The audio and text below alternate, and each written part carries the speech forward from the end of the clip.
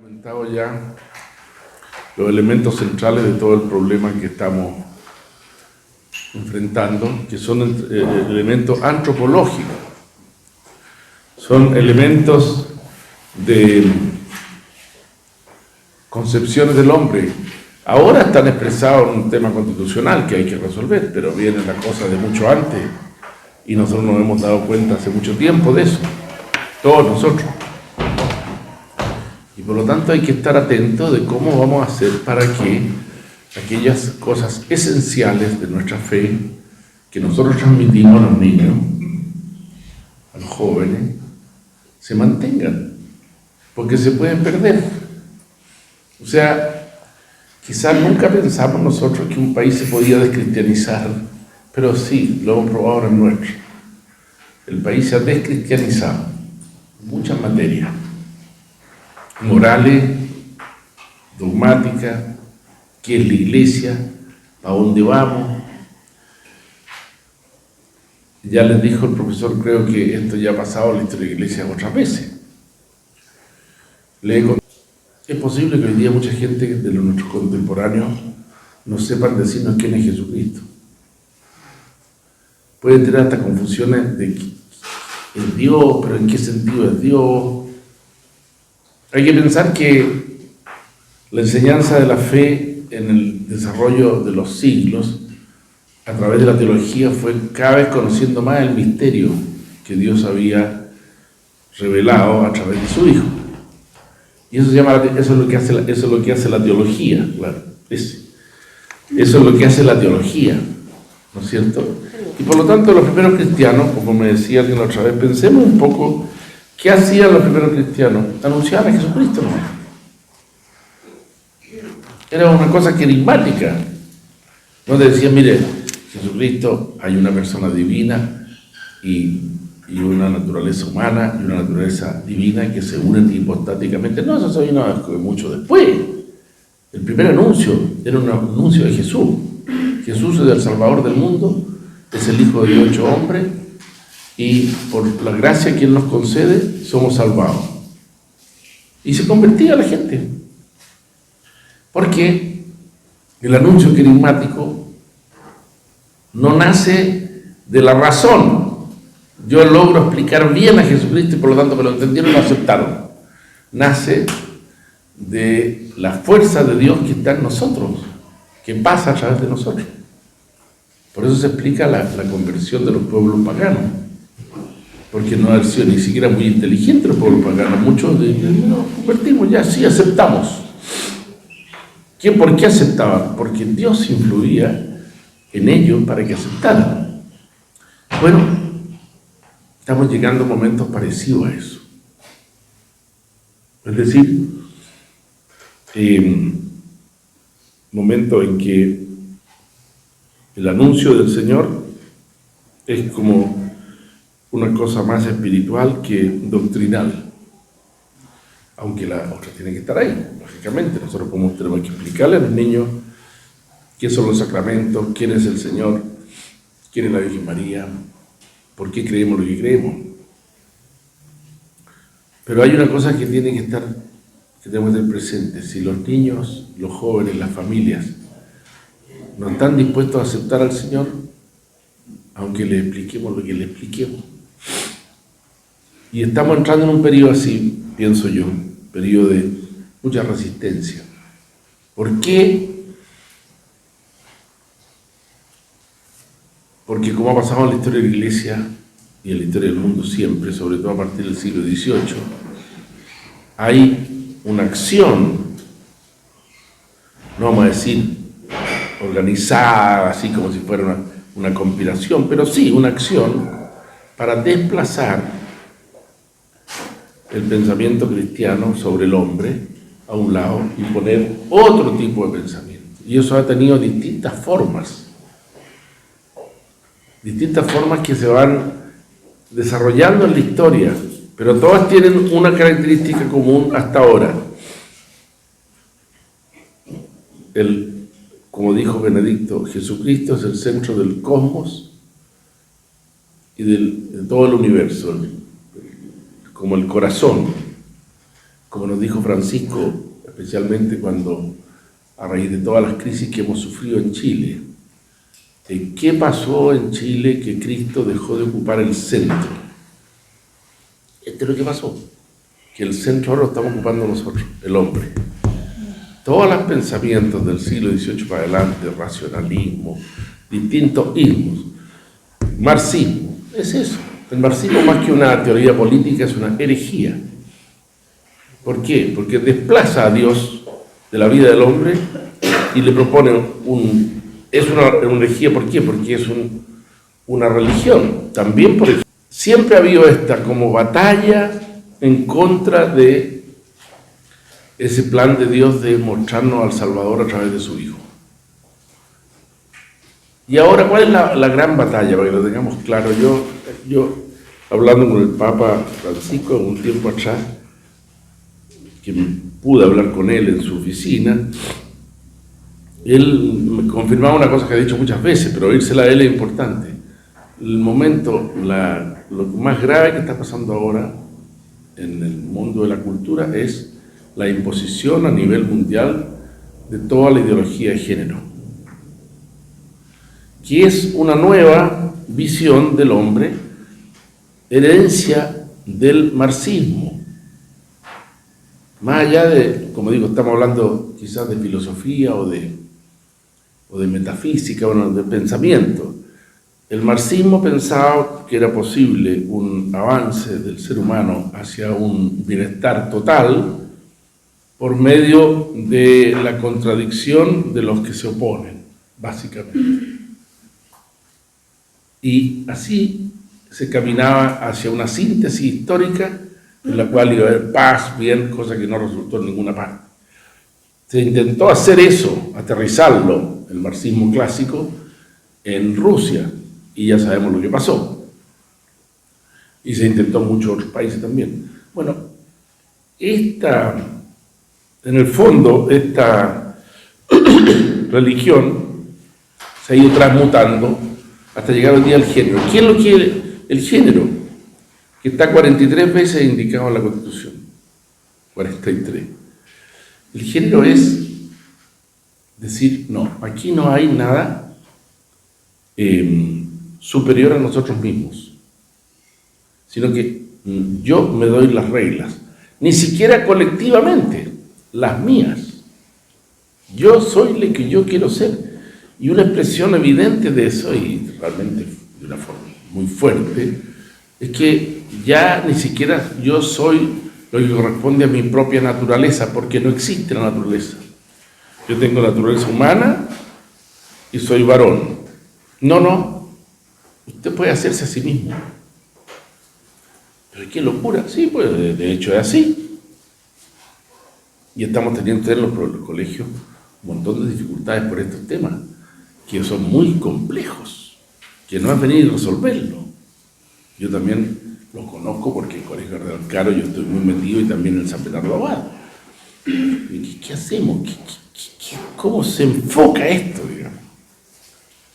Entonces, ese pensamiento del género que estamos todos metidos en esto, ¿ya? Si se llega a consolidar, en el fondo es un desplazamiento de la visión antropológica cristiana, más allá de la Iglesia, que se funda en la realidad de un Dios creador, de que somos hijos de Dios, de que tenemos la igual dignidad, de que todos somos iguales. ¿Y qué hace entonces el pensamiento de género? Bueno, lo mismo que hacía el marxismo clásico, producir la contraposición donde hay algún tipo de contraposición, hombre, mujer. Y estamos en una pelea. Todos nosotros estamos aquí, estamos absolutamente de acuerdo en que somos iguales en dignidad, en derechos, y somos hijos de Dios exactamente iguales, y podemos hacer las mismas cosas, y sería absolutamente absurdo, y nos parece absurdo pensar que por ser un varón tiene más beneficios que por ser mujer. Pero de hecho, el ser humano pecador hace que eso ocurra, y hay que batallar para que eso no ocurra. Y en las cosas en que el mismo Creador ha dejado a la libertad, bueno, efectivamente, pero otra, él ha querido que no sean así. Por ejemplo, hay un tema muy clásico que suele salir, sacerdocio femenino, los alemanes. Bueno, tenemos una realidad de una revelación de Dios al hombre y de una forma en que el Señor Jesús vivió el sacerdocio y a los que llamó, que la Iglesia siempre interpretaba con que llamó a varones. No es que no haya llamado a mujeres al apostolado, dice el Evangelio que iba rodeado de mujeres que lo servían. Y resulta que la persona que tiene mayor, por así decirlo, la mayor no solamente dignidad, sino que la mayor grandeza es una mujer. Esto a mí no se lo puedo olvidar nunca, ¿no es cierto?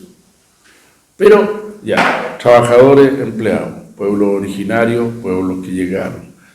Estamos todos y es lo que estamos viviendo ahora. Por eso que hay gente que piensa que estamos en un neomarxismo, en una visión nueva de esto. Y nosotros somos los predicadores del amor, de la caridad, de la comunión, de la igualdad. ¿Y qué han hecho con nosotros, con la Iglesia Católica, en este periodo de 300 años? Al lado, significa no permitirle mostrar el verdadero rostro del Señor. Y nosotros, ustedes y yo, estamos en medio del huracán. Porque ustedes son maestros. Maestros significa que transmiten al Señor a nuestros jóvenes. Y yo y el Padre también. Y por lo tanto, no tenemos que extrañarnos que seamos objeto de arbitrariedades, de dificultades, que las tuvieron los primeros cristianos. El otro día celebramos San Lorenzo. Bueno, murió en una hoguera. Antes habían matado al Papa. Y él le dijo al Papa, bueno, llévame contigo de la manera. No te preocupes, me va a seguir unos días. Ya 3 días se lo despacharon a él. Entonces, por eso es que este momento que hace mucho tiempo queríamos tener con Rodrigo y que es anual, que hacemos todos los años y que vamos a tener que empezar, han faltado mucho porque yo entiendo, mucha gente le cuesta todavía y hay mucha gente, sobre todo cuando hay alguna enfermedad más temerosa de salir, yo lo entiendo muy bien, no pasa nada. Pero es importantísimo que estemos juntos, porque estamos recibiendo un embate muy fuerte de distintos ámbitos. Uno primero muy fuerte es el que hemos recibido con ocasión del famoso fallo de la Corte Interamericana de Derechos Humanos, que yo lo conozco bien, que es un caso que ocurrió aquí, que nos vimos obligados a tener que tomar medidas, que no fue una cosa arbitraria, ni menos contra alguien. Nunca hubo una palabra denigrante ni contra la profesora Pavés, ¿no? Al revés, yo la traté a ella siempre con mucho, como corresponde, porque va a tratar a alguien.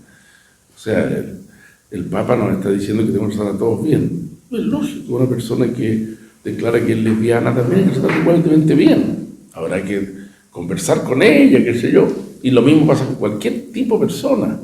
El Papa acaba de recibir un grupo de trans. Bueno, uno dice, ¿por qué lo hará el Papa? Quizás para un signo también de que tenemos que distinguir las cosas, pero no podemos excluir a nadie. Entonces, bueno, ese fallo, que a nosotros nos contaron el fallo al revés, a ustedes y a mí, en la prensa. Condenado al Estado de Chile por discriminación, tal. Sí, una cosa muy compleja el fallo. O sea, yo vi todos los alegatos, una cosa que ha durado aquí 10 años. No, pero el fallo dice que hay derecho a tener clases de religión, que hay derecho al profesor de religión tenga la certificación propia de sus propias confesiones, que es derecho de los padres elegir los colegios donde se hace clase de religión de su propia confesión. Entonces eso es fallo porque no puede negarlo porque está en los tratados internacionales. ¿Y qué dice? Bueno, que se habría cometido, que el Estado de Chile, a través de la Corte, de la ley, el decreto 924, habría cometido una arbitrariedad al hallar razón a los argumentos que nosotros dimos en la Corte de Apelaciones de San Miguel y en la Corte Suprema, que las dos votaron 5-0, 3-0, diciendo que teníamos razón. Una cosa elemental, digamos, o sea, una persona que... Bueno, entonces, ¿ahora en qué se está? Bueno, llegó un nuevo gobierno, el gobierno anterior lo hizo muy mal, el anterior también, la señora Bachelet firmó incluso vino gente de un documento que lo tengo yo, firmado por todos los ministros, por ella también, no sé si por ella, pero el ministro de Educación por lo menos y todos los ministros involucrados, para tomar una serie de medidas para que en Chile no hubiera discriminación por razón de sexo en relación a este fallo, a este proceso, porque las cosas que van al Tribunal Internacional de Derechos Humanos pasan primero por un informe de la comisión, que se llama.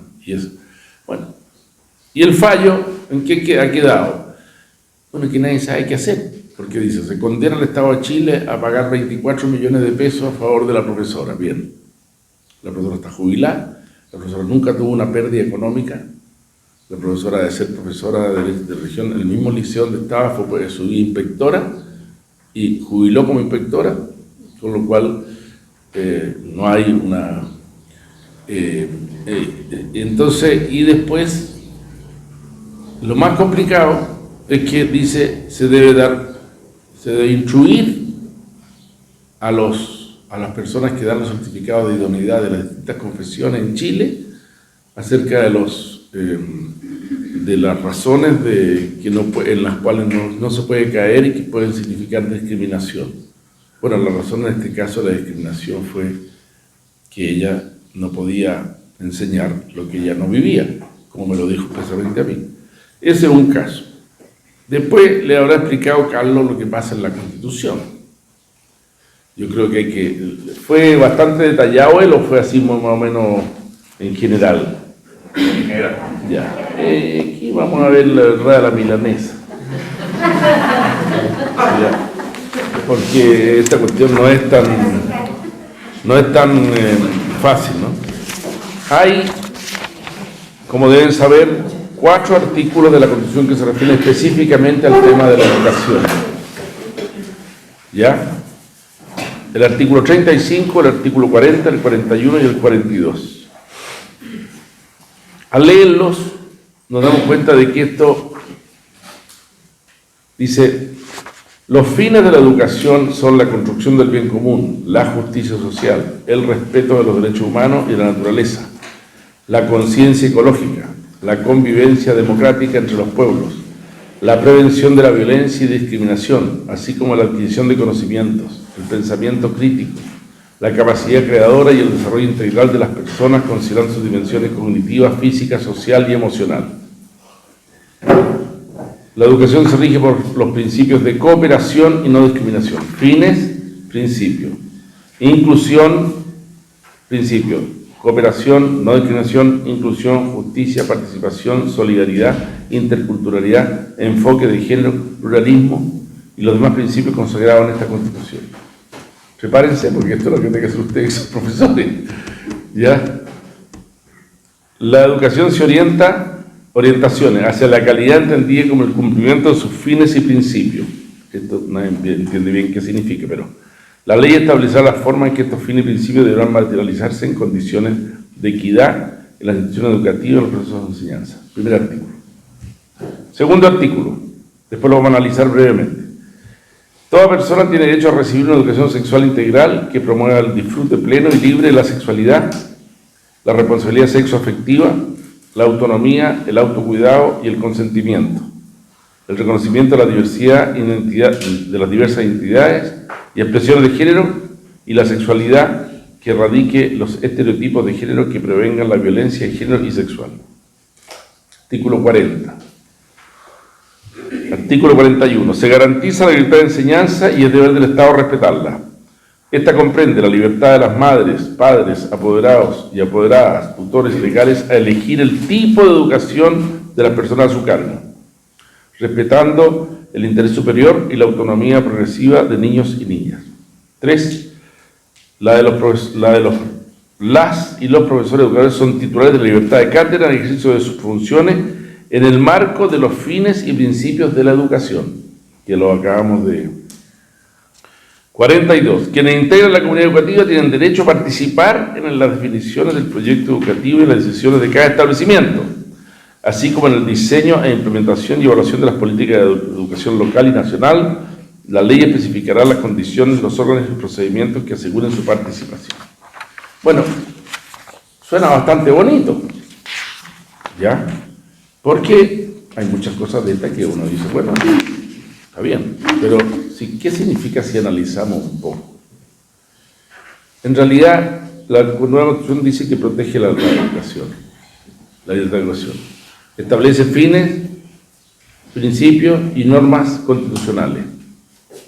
Muy importante este elemento. Habitualmente las constituciones establecen un marco que es bastante amplio, donde todos pueden moverse más o menos. Así ha sido en Chile desde el año del siglo XIX. Pero esta Constitución establece tal cantidad de principios y muchas veces hace referencia a los principios, como acabamos de leerlo, que establece la misma Constitución, con lo cual uno queda amarrado por estos principios. Pero bueno, quiero decirle, por ejemplo, cosas con lo siguiente. Dentro de los fines de la educación se incluyen prismas y visiones que restringen la libertad y que van desde aspectos más o menos discutibles o incluso positivos hasta otros muy dañinos para los niños. Lo mismo podemos decir respecto de los principios que incluyen cosas como la educación no sexista, que nadie sabe todavía qué es lo que es. Unos piensan que se refiere a que no se pueden separar los niños, otros piensan que es a lo que tenemos que enseñar. O sea, estamos entrando en otro idioma. Es muy importante en una constitución y las leyes, ¿qué significa lo que se está diciendo? ¿Ya? Según lo discutido en la Convención, lo que se busca es promover el feminismo radical, atentado contra cualquier proyecto educativo disidente, además de remitirse a los principios generales de la Constitución, ¿ya? Después, ¿qué significa comunidad educativa? Bueno, significa padre, apoderado, empleado, funcionario, niños, jóvenes. Entre todos tienen que hacer el proyecto. No tienen por lo tanto, el colegio que tenga un ideario, por ejemplo, al cual viene la gente y adhiere, porque cuando hay un colegio particular subvencionado, por ejemplo, que es de la iglesia, pongamos, la persona que va ahí, como hablábamos con el profesor, busca los colegios. Por eso. No, aquí le dicen, usted va a tener que formar lo que hasta ahora habíamos visto que el PI era una cosa muy esencial, ¿no es cierto? Ya no es tan esencial. Van a participar, no sabemos en qué condición, porque lo va a decir la ley. Toda la comunidad escolar es determinar qué es lo que hace el colegio. Oiga, un momentito, si este colegio lo fundamos nosotros en la Iglesia Católica con estos principios. Por ejemplo, Cardenal Caro, Carmelo Rabad, Colegio de la Hermana Inmaculada. No, ahora va a haber derecho de todos los colegios, como acabamos de leer, de participar tienen que participar en la definición del proyecto educativo. Entonces, la Constitución está llena de estas cosas que nadie sabe cómo hacer, nadie sabe cómo se van a conformar, qué va a decir la ley, y en materia educacional también. Por ejemplo, dice que hay un sistema estatal de educación formado por organismos estatales y otros que están autorizados.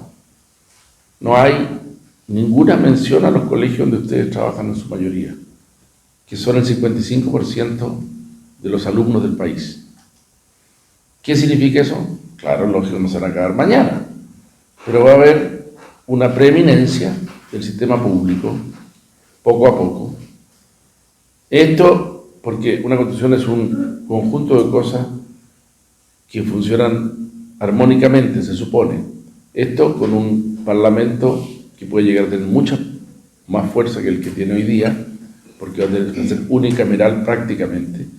La participación de la famosa Cámara de Regiones es mínima y sobre algunas cosas. Y si se llega a juntar, como ha pasado en varios países, no pongo el caso de Venezuela, que es una brutalidad, pero pongo el caso de Hungría, un sistema que permite a un grupo perpetuarse en el poder. Y hoy día, así como hubo gobiernos dictatoriales en el pasado en muchas partes, podría haber un gobierno dictatorial democrático, porque tiene las herramientas para permanecer siempre en el poder. Y si esa tendencia del gobierno es una tendencia contraria o que no, bueno, va a empezar a haber cada vez más restricciones. Y como todos saben lo que están aquí, lo que cuesta sacar adelante un colegio. Yo también lo sé porque el Cardenal Caro tiene 3.200 alumnos y el otro tiene 1.000. Es para una cuestión, viejo. Solamente los papeleos, ya uno dice, qué locura más grande esta cuestión, es una... Pero son subvencionados. El Estado me entrega los recursos para que funcionen. Bueno, ¿qué va a pasar? Que vamos a aflojar nomás. O sea, aquí, ante el poder del Estado, es muy difícil sostenerse. Agregue a ese que el principio de subsidiariedad, que es un principio, el tercer principio de la organización de la Iglesia, dignidad de la persona, bien común, subsidiariedad. Desapareció. Desapareció significa que aquí hay una preeminencia, como lo dijimos los obispos con toda claridad, del Estado en todos los ámbitos, pero también educativo. Los establecimientos educacionales, o sea, podrán existir, sí, los no estatales, pero, atención, tendrán que adecuar su acción a los principios de esta Constitución, fines y principios de educación. O sea, nuestro colegio San Bernardo Abad va a tener que empezar a tener en cuenta para la enseñanza y para hacer su plan educativo el bien común, la justicia social, el respeto a los derechos humanos, la naturaleza, la conciencia ecológica, la convivencia democrática entre los pueblos, la prevención de la violencia, la discriminación, así como la adquisición de conocimiento de pensamiento crítico, de capacidad de género, etcétera, etcétera. Algunas de esas son cosas muy buenas, ya medio están, pero otras son cosas que por su propia naturaleza van a producir un trastorno y van a chocar con la enseñanza antropológica que nosotros tenemos que dar. Esto es lo que va a pasar. Los estudiosos, los teóricos que han estudiado esto dicen, mire, sí, estos no son procesos dramáticos de un día para otro. No, si esto es un camino que se va siguiendo de a poco. Entonces, cuando empiezan a chocar con la enseñanza, con el sistema global que se está imponiendo, la enseñanza que hace mi colegio empieza a ser motivo de, por los mismos padres apoderados, por los mismos profesores, y se produce al final lo que ha pasado en los países donde el liberalismo ha triunfado. No hay educación religiosa en la educación formal. No hay colegios religiosos. Si usted va a Francia, se va a dar cuenta que casi no hay colegios particulares. ¿Por qué? Porque de la Revolución Francesa se aplicaron estos principios.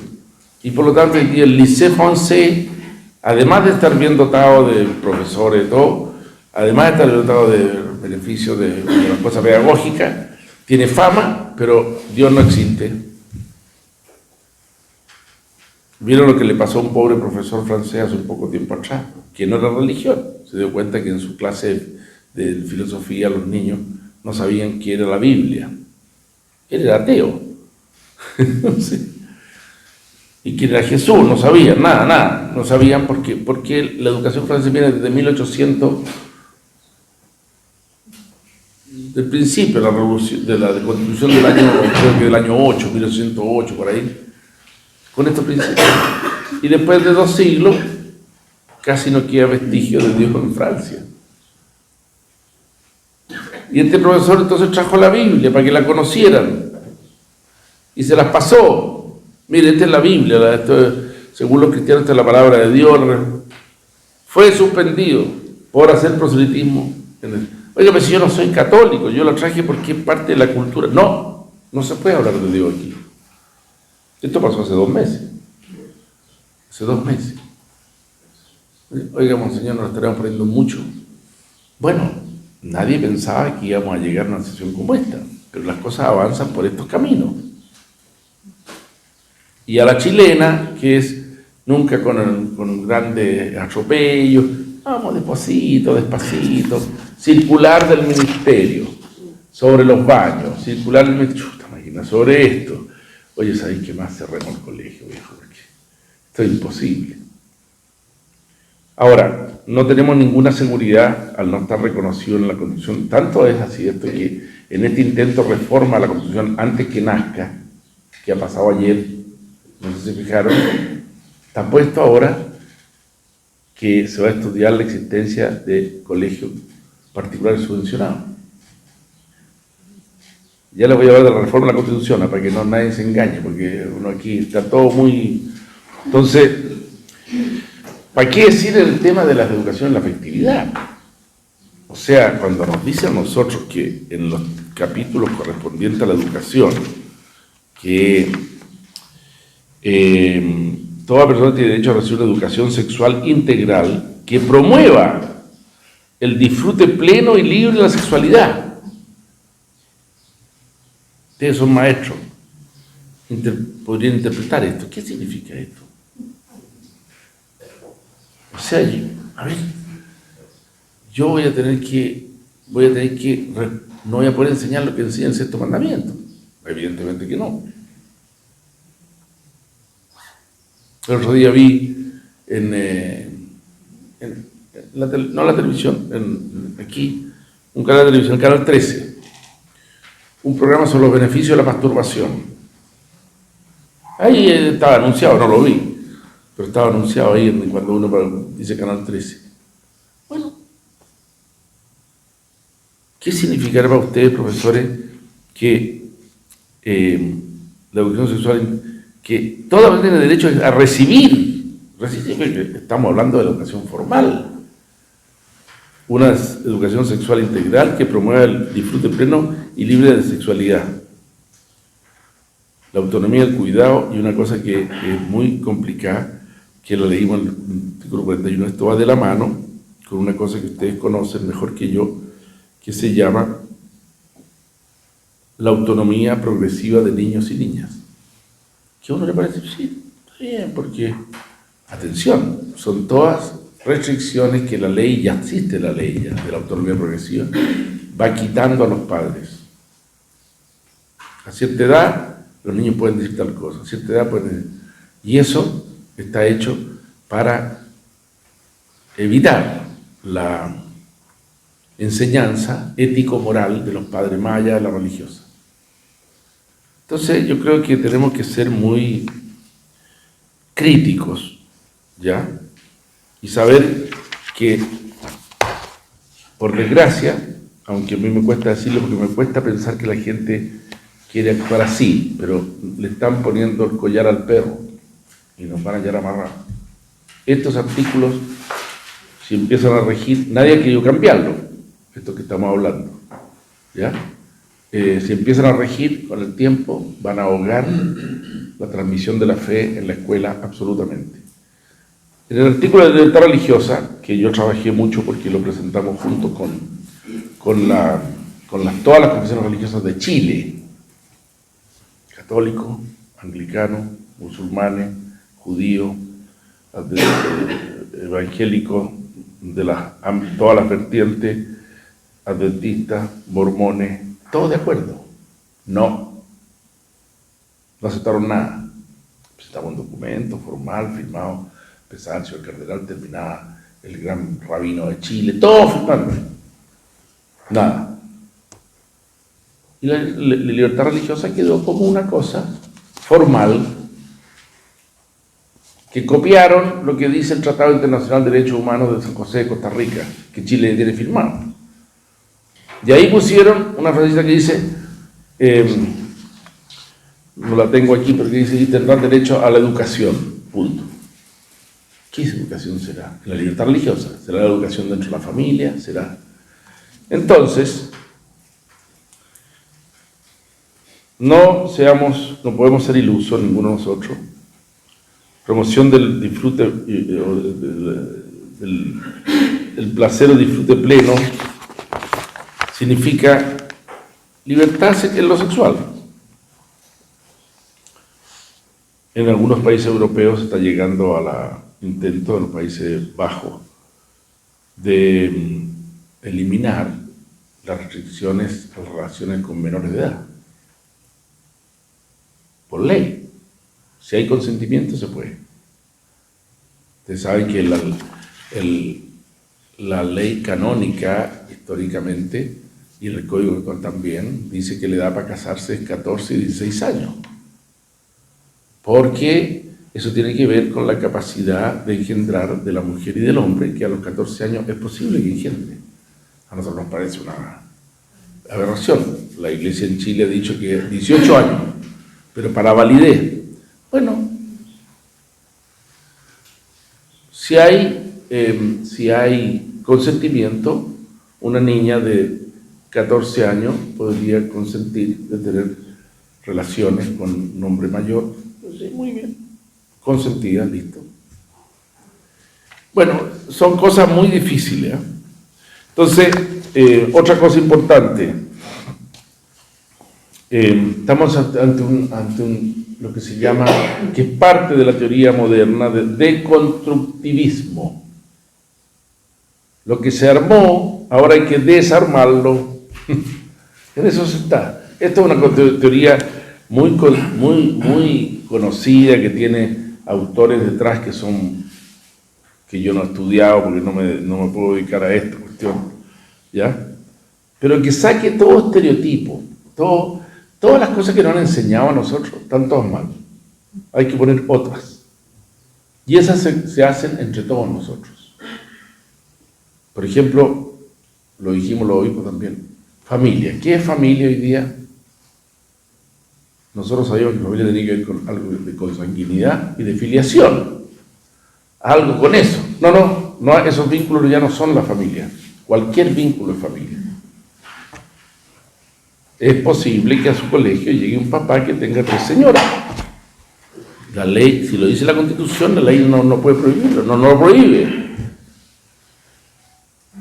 Puede ser bígamo si quiere. Bueno, y lo otro, y tu mamá, no, esta, pero, bueno, todo lo que significa, en el fondo, hacer desaparecer en la desconstrucción la familia fundada sobre el hombre y la mujer, que es de las pocas cosas que sabemos que Dios nuestro Señor estableció. Creó varón y mujer. Crean, perpetúense, y le entregó el mundo. Bueno, no, eso ya no es así. Entonces, el derecho preferente a los padres educar a los hijos no aparece. Y si apareciera con estos principios sería una cosa dificilísima. ¿Qué vamos a hacer? Bueno, defender lo que es nuestro. Primero, que la familia tiene un lugar insustituible en la vida de la patria y de la iglesia. Que podemos tener problemas con la familia, que puede haber vamos a decir, un momento de mucha debilidad de la familia, que se han introducido un montón de cosas que la afectan gravemente, sí, pero eso no significa que vamos a cambiar lo que la naturaleza dice que es la familia. ¿Ya? Segundo, el derecho a los padres a la educación de los hijos. Bastante ya decaído. Por ejemplo, nos encontramos nosotros en nuestra realidad de los colegios, en nuestras catequesis, que los niños no saben nada. ¿Por qué van a saber? O sea, recebo el Padre Nuestro. No, yo no lo sé. Eso lo ven ustedes. Pero nosotros tenemos que ser muy caritativos y muy misericordiosos. ¿Por qué van a saber? Si nosotros que estamos aquí hemos aprendido las cosas esenciales de nuestros padres, y nuestros abuelos así, ya antes fue siempre así, ahora no es así. Porque en la casa Dios no existe. Tremendo. Tenemos aquí algunos seminaristas de Colombia, se asombran, algunos están por aquí, se asombran de la descristianización del país, porque yo estaba una pura vez en Colombia un poco tiempo y pude captar, fui a pueblo a ver toda la gente religiosa, increíble. Y dice, pero este es un país descristianizado, totalmente. Nosotros estamos en el inicio de la recristianización de Chile. Y nos toca estar, a mí de obispo y a ustedes de profesor de religión. O sea, señora, le tocó la primera fila. ¿Y qué pasa en la primera fila? Ahí donde están los que mueren. Yo también, mi padre también. No estamos en un lugar diciendo, oye, el problema es que hay. No, estamos en un momento de descristianización. Estamos en un momento esencial en que nosotros estamos ocupando un lugar predominante, y por eso es que es tan importante estar juntos, hablar, conversar, compartir, recibir la misión canónica del obispo. O sea, no estamos en cualquier cosa. Sería mucho más fácil que se hagan un lado y se hagan de profesores de castellano, se acabó el problema. También le van a meter la deconstrucción, un montón de cosas nuevas ahí. El viejo castellano también tiene que hacer todas esas cosas, pero en esta materia nuestra estamos tocando el corazón de la vida de nuestros jóvenes y de la familia. Y tenemos que hacer una labor que yo le llamo sustitutiva. Prácticamente ustedes tienen que hacer lo que los niños no han recibido nunca. Yo sé que es difícil, y por eso partí hablando del querigma en los primeros cristianos. Para concluir, porque tenemos que ir un rato más a misa y quiero dejarles tiempo para las preguntas, para concluir una cosa que es evidente, ¿por qué? Una cosa que dice el Papa Francisco con mucha fuerza y que yo creo que lógicamente es muy verdadero. La iglesia crece por atracción. En el fondo, la gente no quiere, los niños no tanto quieren saber lo que ustedes les van a enseñar, sino que cómo son ustedes, quiénes son. El mismo proceso que en una familia.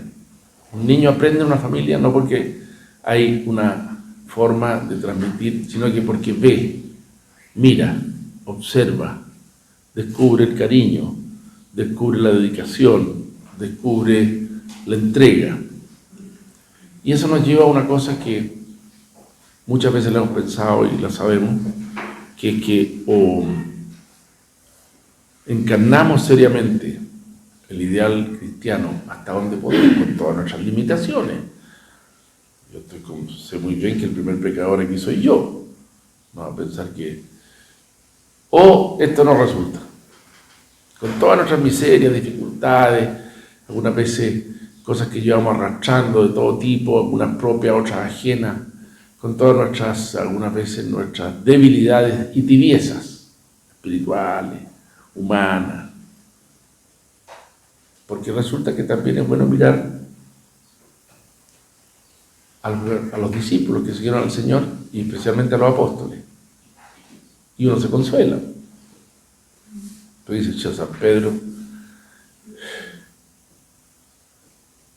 y las peleas entre ellos, y eran hombres pescadores. No fue a buscar a los doctores de la ley para convertirlos, no. Entonces, un peligro nuestro es decir, no, yo no sirvo para esto. También me podría afectar a mí el peligro, porque el Santo Padre sabemos que otro equipo que yo ya. Y la solución es decir, bueno, tú eres nuestra fortaleza.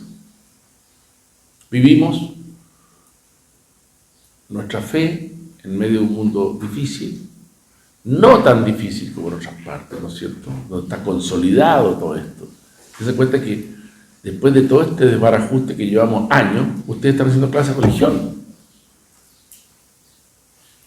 Muchos en colegios y que no son confesionales, pero tienen clases de religión. Y tenemos el decreto 924 que está agarrado de una telaraña, ya, así, falta que, pero no se atreven a cortar la cuestión.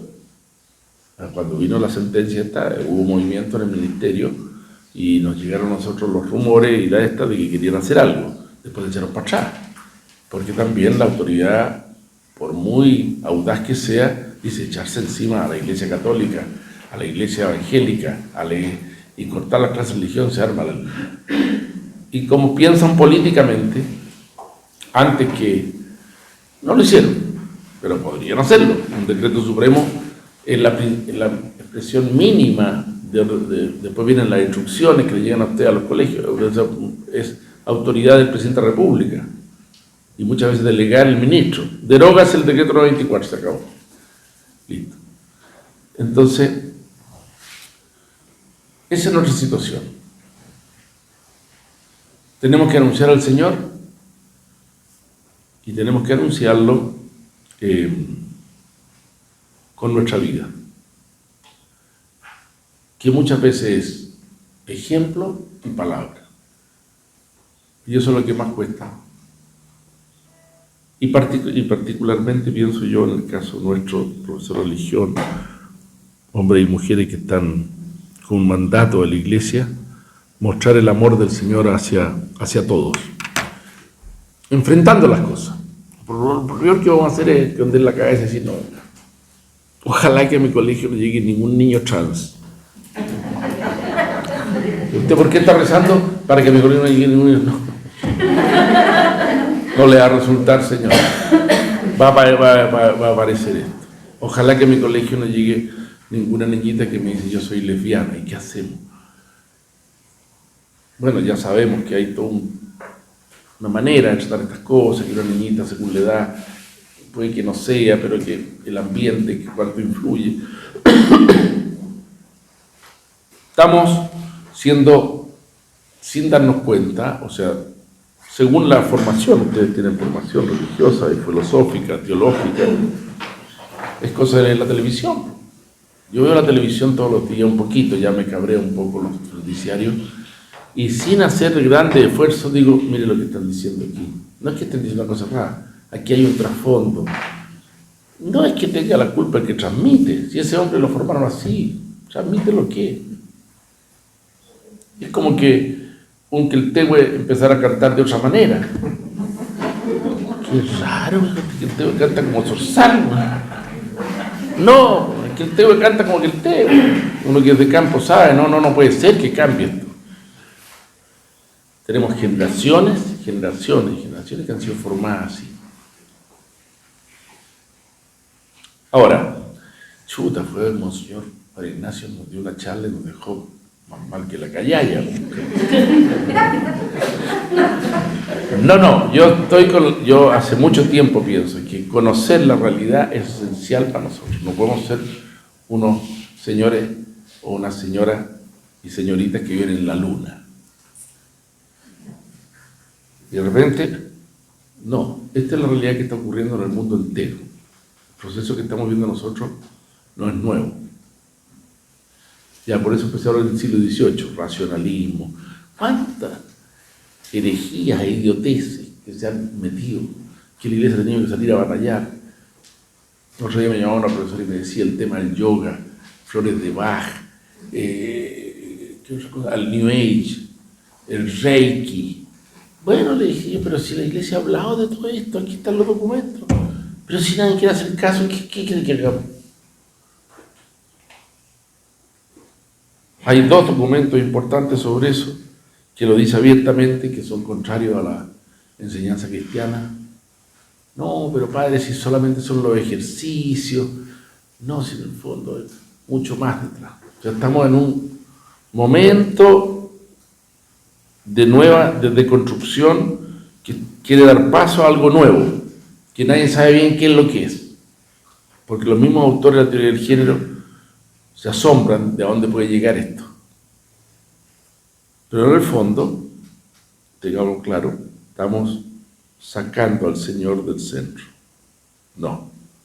Esto que ha sido nuestro caminar durante siglos, ya no.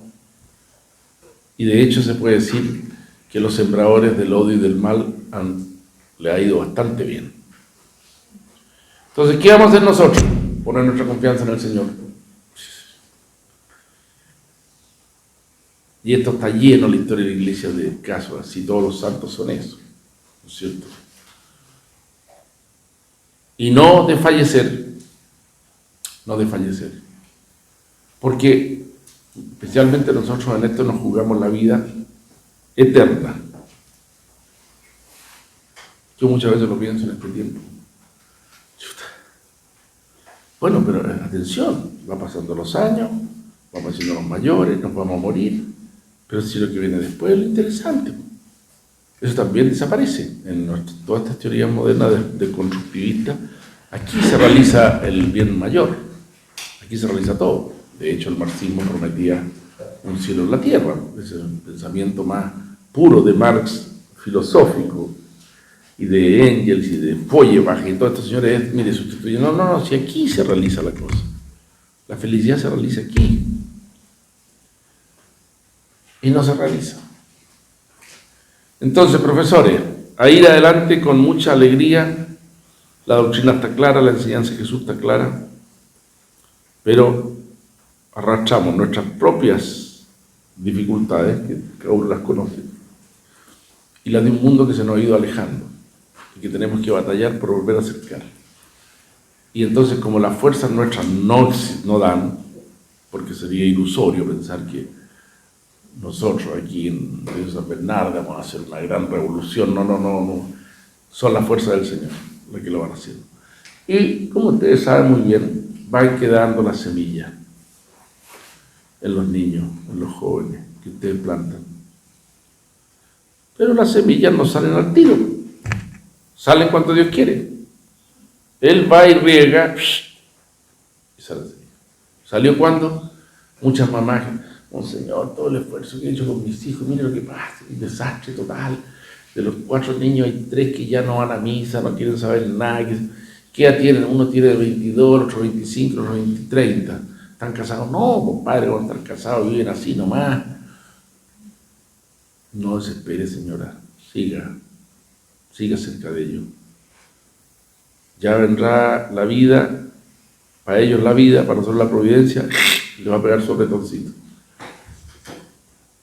Nace un niño,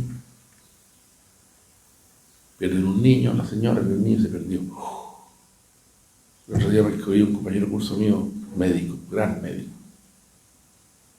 de una clínica, compañero de curso de colegio, de primero preparatorio, yo entré a primera preparatoria, hasta salir en cuarto medio. Y se le murió la mamá, que tenía la misma edad que la mía, que 95 años, estaba enfermita ya. Y yo le escribí y le dije, bueno, mira, era el día del cura de Ars, creo. Querido tal, tanto tiempo, que si yo no solemos ver. Me dijo, ¿sabes, Juan Ignacio? Me dijo, porque le dije, date cuenta que nos enseñaron en el colegio. Y la devoción, era el día del Sagrado Corazón.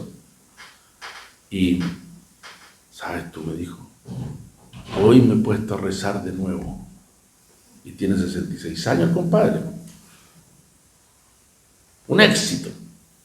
Debe tener todo lo que quiere. Todos doctores, llenos de congresos, por todos lados, qué sé yo. Y ahora se puso a rezar de nuevo. Bueno, ahí está la semilla plantada por la mamá y por el colegio. Entonces, no desfallecerse alguna vez he dicho que aquí vamos contra el querigma. Lo que se metió dentro fue la voluntad de Dios y el Señor. Muchas gracias, y el Señor les auxilie. Vamos a rezar en la misa y les dé fortaleza y alegría para continuar en esta labor, porque para todos está la cosa cuesta arriba.